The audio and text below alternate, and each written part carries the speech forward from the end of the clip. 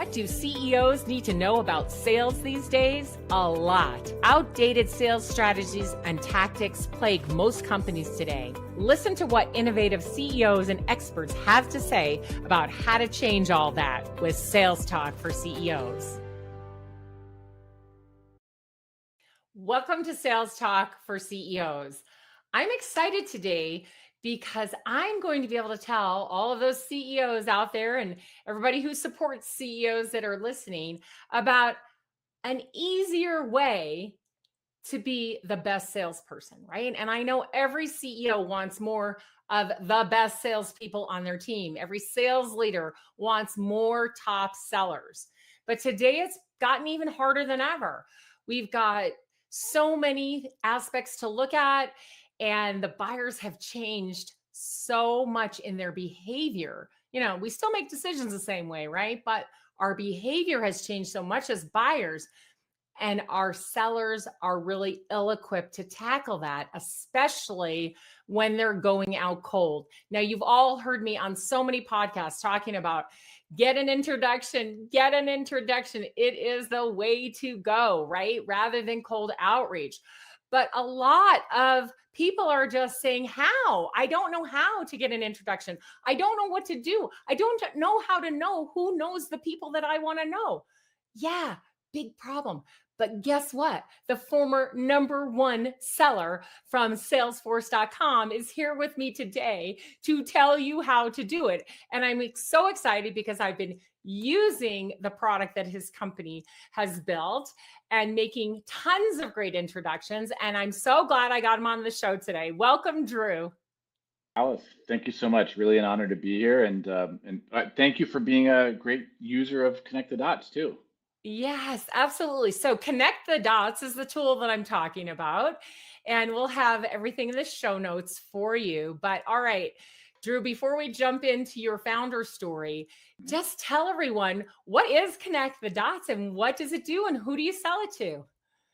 Yeah, so Connect the Dots came out of an idea that was born from the early days of Salesforce. I was there very early on, from 1999 until 2010, and I had the luck of sitting next to Marc Benioff, so I could ask Marc for introductions, and they turned out to be gold. You know, when I could get Marc to make an introduction for me to somebody that he knew that was relevant at a target account, then we would get the meeting. There's a really high probability that we get an opportunity, and that opportunity would close. And so I did that over and over and over in my career when I was at Salesforce, and then beyond with the other companies that I worked with subsequently. And but I always realized, like, you know, there are so many stones left unturned in our network that you just can't see who really knows who. And it'd be amazing if we could somehow build a technology that would do that, that would turn over all those stones and show you the very best paths to the best relationships, to the decision makers and the influencers at the deals that you want to sell. So we built that. That's what we did. And there are a lot of interesting technical details about how we've done it. But long story short, it's the best way for you as a company to see who you collectively know and how well you collectively know those people, so you can get a targeted introduction right to that person. Okay, wow. So this is like a dream come true. And I already know because I've used it so many times. So who can buy this? Who do you sell it to? Yep. Well, for you, Alice, it's free. And for, you know, everybody on the planet, actually, you can go set up a free account, and it's amazing. You'll get a lot of value out of it. The companies that we sell to primarily they're all B2B companies, really, companies that have B2B sales organizations. And companies of any size could really benefit from it. Our focus is on companies that have at least, you know, call it 200 or 300 employees, up to thousands of employees, because their networks are bigger, and, you know, selfishly, like, they're bigger companies, so we can sell it to them for more. but Yeah, but really, but really, any company can get value from it. yeah. Well, I'm a tiny little company and I get great benefit from it. And I know the people who know me that are in Connect the Mhm. Dots because they can see who I know and they can ask me directly, hey, can you introduce me? So it works out great for my clients to be connected because I'm connected and then I can help them make introductions. And yes, you can see some of this on LinkedIn, but nowhere near like what we're talking about. So we'll dive into that a little bit more in a minute. But I know everyone wants to hear your founder story. So before you started the company, right before that, like, what were you doing? Mhm. And how did this come to, I mean, it was an idea, right? You knew it worked because you were doing it, but how did it come to be a company? Yep. Yeah, I knew the motion worked because we had done that so much at Salesforce. And frankly, I was the number one individual contributor. Later, I was the sales manager. I was the number one sales manager globally. And I felt like I cheated to accomplish that. And the cheat code was figuring out whether it was Marc Benioff or one of our other executives or a customer of ours or a family member or my neighbor knew somebody that we wanted to sell to. And then I used that relationship to get in the room with that person.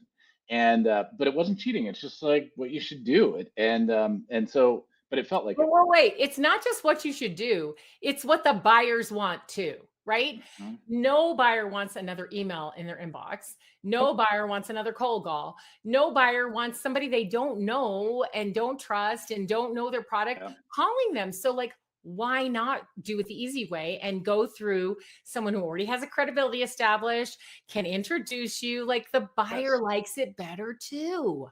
Everybody loves it. Trust is the thing that's lacking. Yeah. We've destroyed trust with all of our outbound sales prospecting efforts over the course of the past decade. And Alice, we know a lot of the people who were fundamentally responsible for that. And we all did it. And frankly, we all still do it, like to some Well, it degree. There are a worked lot. for a minute, Drew. It Yep. worked for a minute. It did, Yep. right? But Totally. that minute's gone. I mean, Yes. it worked for a minute. Yep, 100%. So we knew that basically the fundamental human thing that we're tapping into here is trust. Do I know you? Do I trust you? And because of that, am I going to give my attention to you and then reply to you and take what you have to say seriously? And so trust is it takes a long time to build trust, and it takes an instant to destroy it, right? So it's a really precious thing, and we knew that this would work because it does work. Now, the question was, how do we build a network that shows all the trusted relationships? And I say trusted relationships.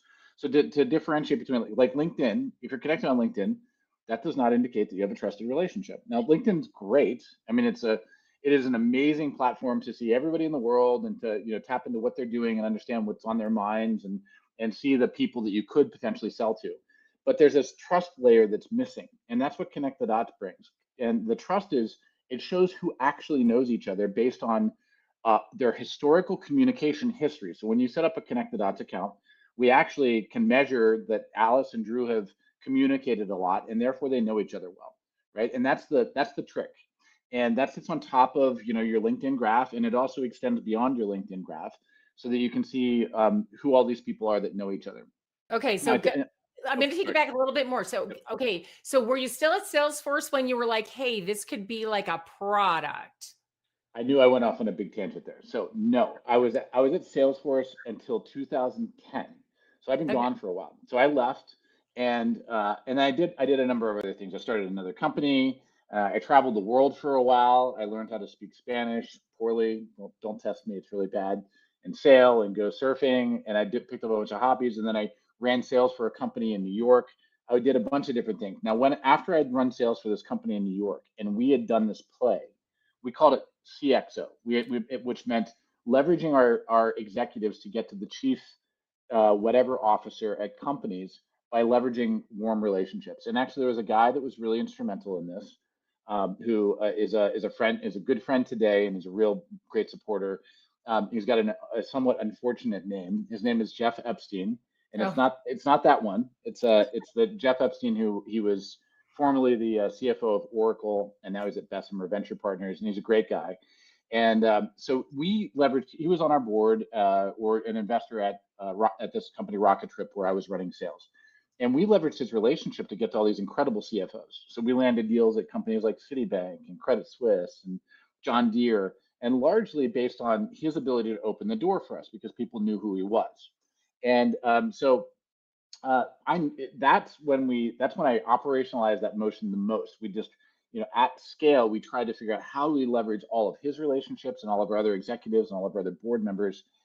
And then it was the realization that, like, this is a lot better, but this is still very manual. We know we're missing so many relationships. The vast majority of the relationships we're not seeing yet. Is there some way that we could possibly make this automatic so that you just turn it on for your company and then you get everything? Yeah. And that's when I had the realization, and this was going back long enough that AI had not come on strong Mm. yet. AI was still a little bit out in the future, but we realized that we could analyze historical email communication, and from that we could develop a graph of all these relationships with strengths associated between people, and that was the origin story. And then I took that to I used my relationships. I had a relationship with a venture investor in San Francisco, a guy named Matt Holleran, and he had a fund that was for cloud applications, and we are going to build a cloud application to do this. And I stopped by his office and I said, hey, I have a thing that I think could be really big, and I want to share it with you. And I wasn't even really necessarily committed to starting a company yet, but I thought he should hear this. And he heard it and he's like, that is absolutely a killer, and the world needs this thing. So then we got our funding, and that was the origin story. That's when I was like, okay, game on. We have funding for this, and we got a great vision. And so we pulled the team together, and we were off to the races. So I think that is my founder origin story. So what year was that approximately? That was 2019. Okay, so not Yeah. that long ago. Nope. And so interesting. So you were working at a company. Did you immediately leave or did you just start Hmm. assembling your team or like what did that look like?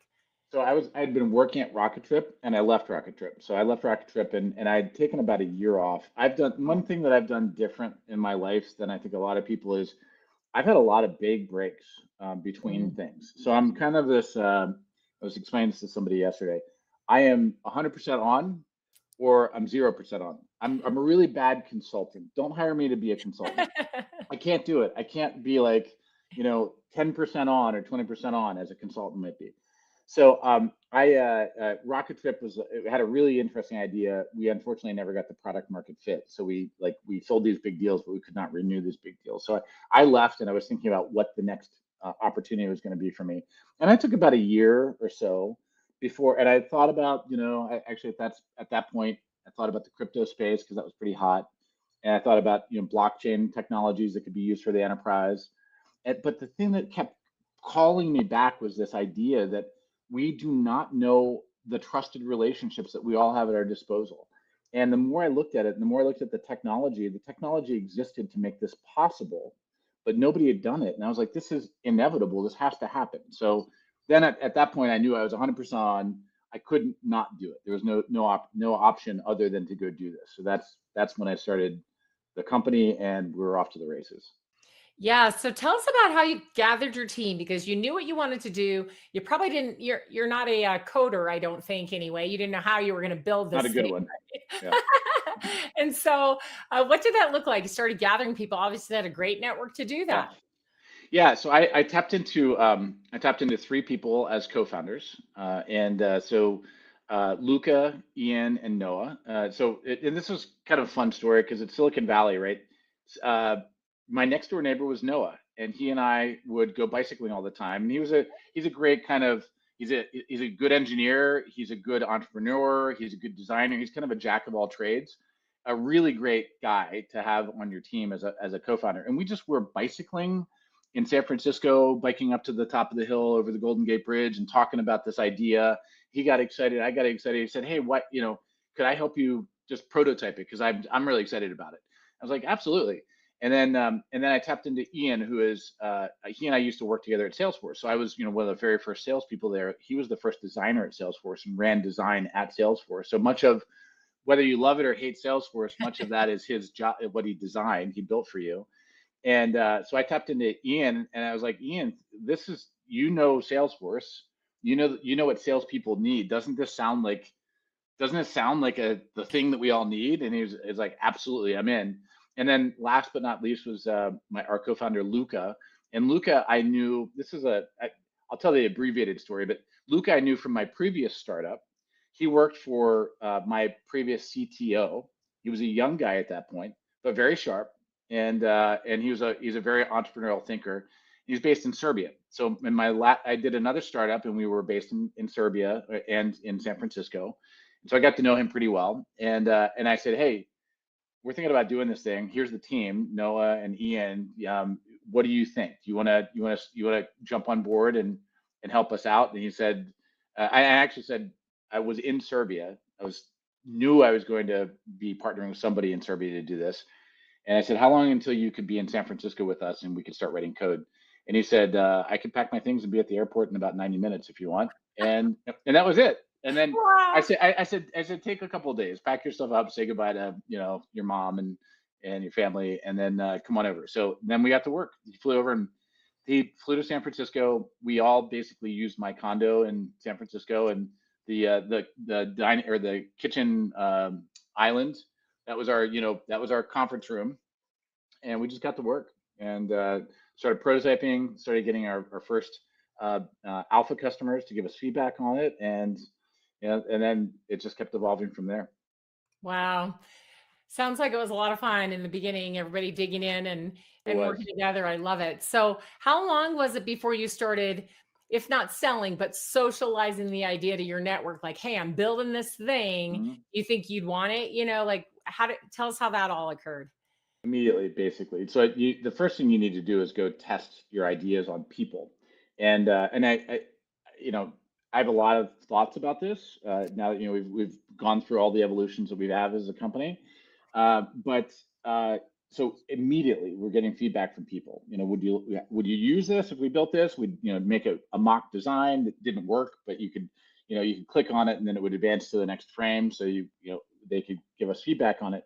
So we did that. And one of the things that we found that was very hard about our specific product is we're assembling all of the world's data into a graph of relationships, so that Alice and Drew have a strong relationship, and Alice and somebody else have a strong relationship, and so Drew can now ask Alice for an introduction to that person. It's very, very hard. It's a very messy, massive data problem, and it actually took us years to solve. So at first, the first prototype, when we launched it and we showed it to people, and it was actually functioning, we're like, okay, see if this works. Do you like this? And they're like, yes, but the data's wrong. Mm, Almost all the data is wrong. Call it like 70% of the data is wrong. And it's just a very hard problem to solve, that data problem. And so we kept chipping away at it, chipping away at it, chipping away at it, and got to the point where now the data is 99 point something percent right. It's never going to be 100% right, because we're taking in all this data and we're analyzing it and saying, does this represent Alice, who she is, all the information about her and how and who she's connected to? There's a probabilistic matching element to it, which we've shrunk down to massively wrong to just a little bit wrong. And so that problem took a long time to solve. And then that was the main thing that we had to figure out before we got to testing the real features on customers and users to see, is this helpful for you? Can you get introductions directly to the CEOs at the companies that you want to sell to? And so when we solved the data problem, then we started solving the usability problems, because the data now is great and the network is great, but there are still some usability challenges, which is why, like, we really still, to this day, even though we have a free product that individuals can sign up for, and it's really amazing, it's a ton of value for nothing, for $0. But we are not a real PLG motion company. We're a sales-led motion, in part because we can get directly to the CEOs and CROs and the VPs of sales and VPs of marketing of these companies, because we use our product. It's great. We actually don't have the problem that everybody else has. Everybody else, the problem is they can't get in the room. We can get in the room. That's actually not a problem for us. But the usability of the tool to make it so that this very complex graph of relationships is simple enough to set up and use and not scary, so everybody understands how their data is working for them and not working against them. That's one of the bigger challenges that's still out there for us, in order to make it a truly PLG product that individuals can sign up for and adopt. yeah, that makes sense. I mean, it does look a bit like it's a product led growth because you can go and sign up. I can send anyone a link and they can Mhm. go sign up, or they can stop by your website and they can sign up.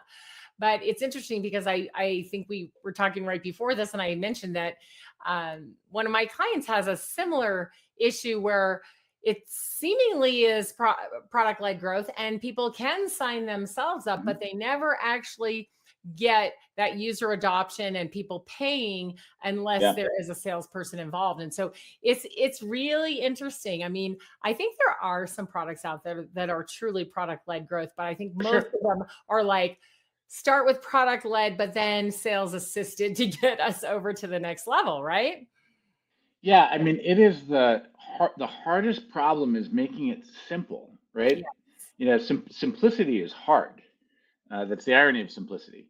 So, how do you make PLG really work and be friction free, and people understand the value, and all their questions are answered, and they're compelled to, keep clicking through to the next step? That's really hard, and you got to keep chipping away at it, chipping away at it.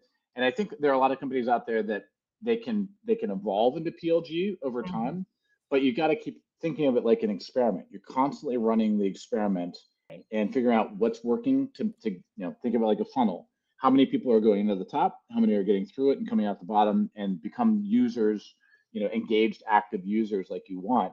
And you gotta it's not simple, but if you get it right, then you can become a massively successful company. Like, Yeah. we adopted Figma long time when we started the company. Figma was new at that point. It was not the standard thing that everybody is using for design in companies. And but we decided, hey, we're going to be spread out geographically, and we think this is going to let us collaborate a lot better. And Figma was at that point, they did a good job. It was easy to adopt, and we could all get through the process. Now look at it, Figma's huge, massive company because they cracked the code on that. They did. So, They yeah, did. Yeah. That makes so much sense. All right. Well, let's talk about how the sales happened then. So it was a couple of years before you really got it where you thought, okay, now we can actually charge people for this. I mean, people were yep, adopting and starting to get on. Yes, I got it. About what year do you think it was when you were like, okay, we're ready? Like we can go charge people for this? yeah. About 2 years ago, I Okay. think the first sale we made was sometime about 2 years ago, and we had companies that had deployed this under like a design partner program that we hadn't Mhm. charged them for it. But then we were like, okay, about 2 years ago, like we think we are doing enough value consistently here that we know we can charge for it. So did you start up a sales team at that point, or were you like, okay, I'll just go do the selling because that's what I know how to do. And Yeah. when we get to a certain point, then we'll start hiring a sales team. Or tell us how I did that it. looked. Yeah, I did it all myself at first, Yeah. and until I could figure out that this is a repeatable. If I don't know how to repeat the process, then I don't know how to hire somebody else and tell them how to repeat the process. So I'm going to So pause you there for a second because I think that is so important for founders to hear, right? And some founders do founder led sales longer than others, and some of the founders I know are back to founder led sales for a mhm, variety of good reasons, right? yep, And I think it's important because some founders want to hurry up and hire salespeople, and I get it, especially if they've never done sales in their life and it's just not their thing, right? But it just doesn't make any sense usually because you don't know the motion. You don't know mhm, the sales motion. You're going to hire somebody to do what? They're going to make up their own motion. It may not be the right motion. They don't know what mhm. to do. They don't get any results. You don't know why. So I think it's really important. So I want to really hear about this part of it. So you're like, okay, I know how to sell. I've been in sales. My other founders are doing their thing. So I'm going to go out and do this. What did that look Mhm. like? Yeah, I mean, it was a lot of this was happening in Belgrade, Serbia, strangely, because we decided during COVID that we could hire anywhere in the world at that point because everybody was. Oh, sorry. Can you still hear me? Okay. Yeah. Okay. Yeah. I just my Bluetooth did something weird over Oh, here. you're fine. Yeah. Sorry about that. We decided during COVID that everybody was just basically a box in a Zoom meeting, and so we didn't have to hire people in San Francisco anymore necessarily because we weren't going to meet together. So we started hiring more and more people in Belgrade, and so when then after COVID kind of cooled off and we were selling, uh, we had a critical mass of people in Belgrade, right? Engineers, designers, product people, all that kind of stuff, support. And so I spent a lot of time over there, and I'd spend late nights in Belgrade because I wanted to be close to the engineering team, the product team, the support team. I wanted to hear everything. I wanted them to hear me. I wanted them to hear, just in the room. I wanted them to hear the sales calls so they could understand what was happening. And because that sharing of information is amazing. And I have very fond memories of the early days of Salesforce when everybody at Salesforce was in one room and we could hear everything and see everything that was going on. And the learning was so fast then. And so it's important not just for how do you sell, it's important for what product you're going to build and what customer problems are arising that you need to solve, all this stuff.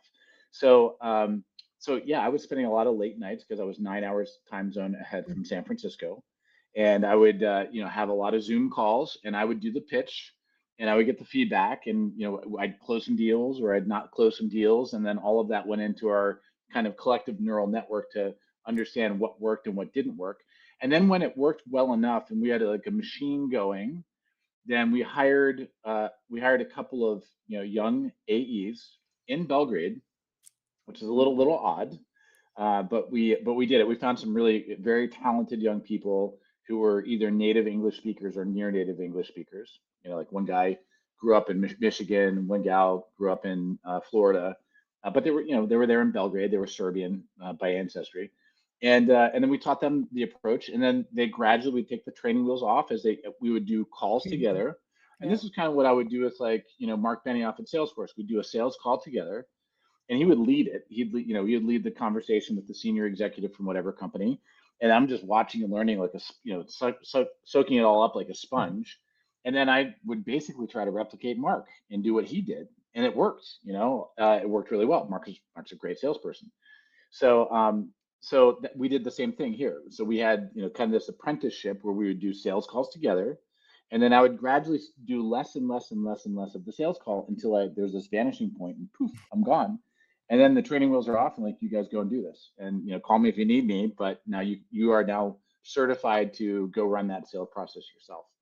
And so I think that's there are when you become a much more mature company and you do boot camps and you've got layers of Yeah. management and you've got training curricula and all this stuff, there are other ways to do this at scale. But I think at the scale that we were at that point, then that was the way to do it. It was, Oh, the I found, still think today, honestly, I think if we were smarter in big companies where there are hundreds or thousands of salespeople and we paired people up, the new people get paired with a senior person, can you imagine how much faster yes, everyone would learn? Plus, you see the senior salesperson and the gravitas that they have and the way that they build a relationship and why they can get in the doors that they can get in, because as a young person you don't have that, you don't know that, right? And it yeah, takes you years to yeah. learn it. But if you can watch someone like you watched Mhm. Mark and go, oh, I get this, I get, Yeah, okay, faster than, okay, let me train you up,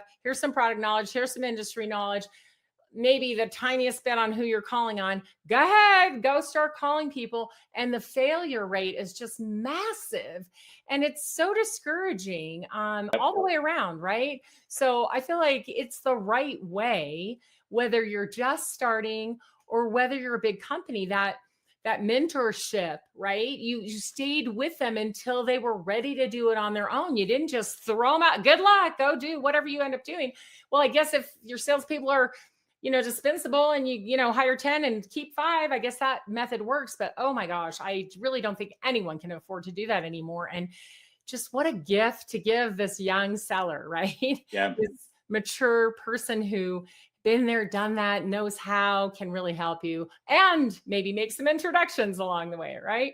So Yes. I love that. I'm just curious, like, how much of this did you document, or did you document? Did you use video or just text Mm. documents, so that you knew eventually you're going to need more salespeople than this, because I'm sure you have more Mhm. now, right? But how did Yep. you do that transfer of information?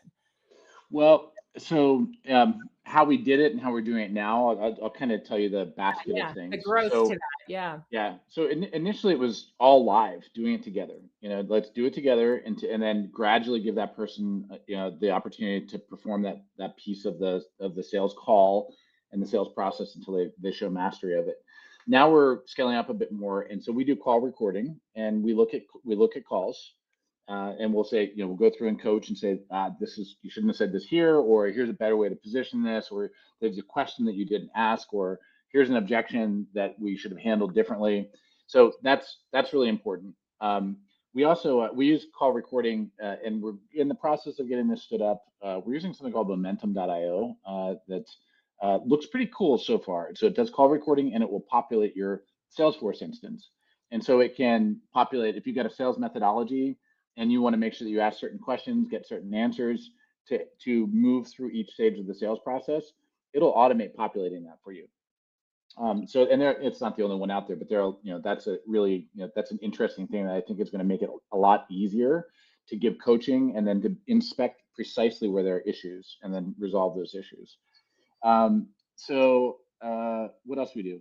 We do recordings of the product. We will do recordings of product experts internally. We record them and then share them with our team when they're onboarding. We have a one. This is a little. We're not a big fancy company yet. We're about 60 people or something. So I'm not too embarrassed about this. But it actually is really simple. We have a Google Doc Yeah, that we call the AE checklist. there you And go. whenever we think of something, we got like, here's what you should do every day. Here's what you should do every week. Here's what you should do every month. Here's what you should do every quarter. Here's what you should do before sales calls. Here's what you should do after sales calls. Here's what you should do, whatever. Like in all the different scenarios where you might have, there's a thing that you should do. We have a checklist for it. And so it's really simple. It's just long. And then you just, go through it and read it and grok that it's there. And then before, each day, I'm a big checklist fan, frankly. It's really simple. If you're gonna fly to the moon and land on the moon and then fly back to Earth and land safely on Earth, there are a lot of checklists that those astronauts are using because there's a lot of stuff that has to happen. And so I'm a believer in checklists, and I'm a believer in putting this checklist on your calendar. So every morning at whatever 6:30 a.m., do your daily checklist. Every once a week on Saturday morning, do your weekly checklist. Once a month on Saturdays, do your monthly checklist, Yes. and then reference back to that that checklist, and have that be a living document. It's not like we all know everything that needs to be done, but as soon as I think of something that needs to be on there, I put it on there, and anybody else in the team can go in there and suggest new things that should be added to the checklist. Yeah, Those are some of the things we do. I love it. I think it's great. I mean, it's a playbook. You got it on a Google Doc. It's a playbook and it's a living document. It's always updating itself because the humans go, "Oh, I found a better way," or "I think we should add this," or "Oops, that's too Yes, many steps." And that really is what it should be like because sales is an iterative process, right? And our buyers are changing, as I mentioned earlier in the show. yep. They're changing their behavior and we have to change with it. So what worked 2 Hmm. years ago, might not work today. And we've got to be noticing that Hmm. and making sure that we're updating our checklist to match it. Like, don't keep doing this. Absolutely. It's not working. That's crazy, right? I think that's part of the problem right now. We got a lot of outdated playbooks out there, and they're not being updated as they go. So I actually really appreciate that method, and I think that's awesome. All right, so here you are today. You've been selling for 2 years. It's a great product. We know. I mean, I know personally because I use it. And I've been able to make a lot of introductions for people through there. So, what's next for you guys? You mentioned, hey, yeah, it's a little product led, but really we got to have sales in there. Yep. What does the future look like? Yeah. I mean, the future is right now, scale up our sales-led growth. So we're hiring AEs. So if you're listening to this and you're a great AE and you're excited about this opportunity space, please contact me because we're hiring. Particularly, we're hiring ideally in San Francisco, but we'll also hire in other locations around the country. So we're scaling up the sales team to go to market. And in parallel, we're running those experimental cycles on the PLG side to make it so that it's self-serve and that smaller companies, like, if you're a 50-person company, you can get a lot of value out of Connect the Dots. We just don't want to have a salesperson Right. spend a lot of time with you. Makes sense. Sorry. I mean, Yeah, apologies don't to all. apologize. It makes Yeah. perfect sense. Yes, yes.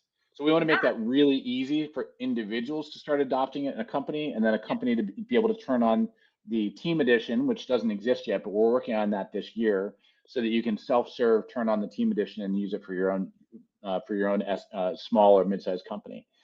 So those are two of the main things. We got a lot. I mean, there's so much stuff that we want to do with this product. It's so exciting that all the different directions we can take it. But those are kind of the two big thrusts right now. yeah. Great. All right. Well, before we part ways today, it's been great. Really enjoyed talking to you. But I have 3 questions I want to ask you Mhm. real quick. And the first one is, what's a book that you think every CEO should read? Well, Strategic Selling by Miller Hyman for sure is like number one. Thank you. Uh, and by the way, very early in my sales career, that was one of the very first books I read, and it still sticks with me today. I mean, that's in my core DNA. So that's one. I think for me, if you're in technology, some of the classics like Crossing the Chasm Yeah. and Innovator's Dilemma are two big ones that they're in my brain. I think about those all the time. And there are a lot of other. And Zero to One is a really great one that's more Yeah. recent. So if I had to pick, do I have to pick one? Well, If it's I, okay. I'll pick one. I'll say Crossing the Chasm. Okay, great. Love it. All right. What's a podcast you listen to because it makes you think differently? Doesn't have to be a business podcast. Yeah. I I'm a little bit light on my podcast these days. I have done a lot of podcast listening in the past. I would say one of my favorites is Hardcore History. I don't know if do you ever listen to that? Yeah, yeah. Yeah, yeah. I mean, it just filled in a lot of blanks for me that I didn't know. I really love it. So I'm kind of a history buff, and I couldn't imagine that I would listen to like 14 hours of narration about, I don't know, Genghis Khan's conquests or whatever, but I did. It really made me see the world in a very different way. Yeah, it is. We do have a very narrow view here in the US, right, of our Mhm. history and the world history. Very narrow. So I think it's helpful to understand yourself, your community, your country, right, the world, Mhm. just getting some more history from some other perspectives besides what you were taught in school. So, Yeah, yeah, that's definitely a good one. All right, last question. What does every CEO need to know to win in this marketplace? it's all about trust. You got to figure out your trusted relationships and how you put them to work for you. So, and I the I guess the way I would also put this is you should turn your entire company into a selling machine. Yes. Everybody in your company should be in sales. Yes. 100%. Absolutely. I mean, you're missing out because everybody at your company knows somebody, right? Mhm. Mhm.